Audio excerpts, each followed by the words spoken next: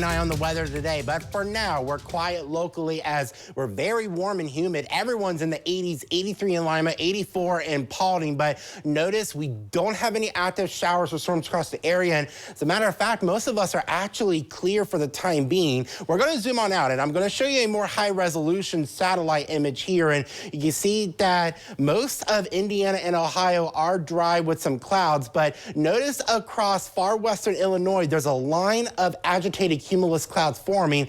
That might be the area we're going to have to watch later today, and we definitely need to watch this because look at all the storm fuel available across the Ohio Valley and lower Great Lakes. We have plenty of it, and it's actually going to increase throughout the evening with strong winds aloft. Definitely all the ingredients are there for severe weather. It's a matter of can we break through that cap or warm layer of air aloft to get those storms to fire. Looking at tonight's severe weather outlook, enhanced risk has been expanded to now include Salina, Lima, and points to northwest with a slight risk southeast. But regardless of what risk you're in, definitely you want to have ways to receive warnings as anyone could be at risk tonight. Looking at Skycast, most of the evening will actually be dry. So definitely don't want to let your guard down just yet because the higher threat may not arrive until past sunset. And as a matter of fact, between midnight and 2 a.m. looks to be the hot spot for time. And any of these storms that form could produce tornadoes, damaging winds, or large hail. Not everyone will see it, but if you do see it, it'll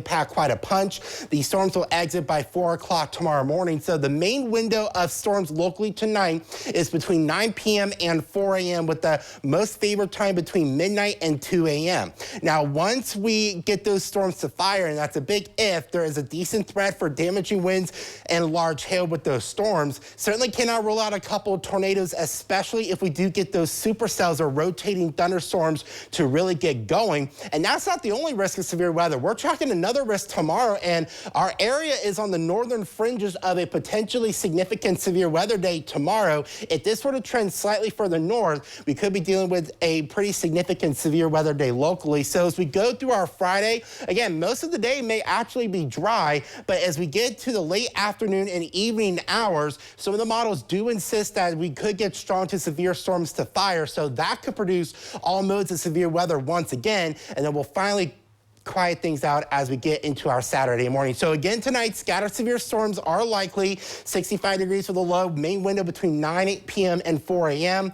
Tomorrow, most of the day may actually be dry, but late in the day, scattered strong storms are possible, high of 84. Looking the rest of the 7-day, once it get beyond Saturday, we'll cool things down quite a bit. Might be dry Sunday and Monday, but Tuesday, Wednesday, and next Thursday, an active and wet pattern looks to return once again. Also, be sure to have ways to get warnings tonight. Jeff.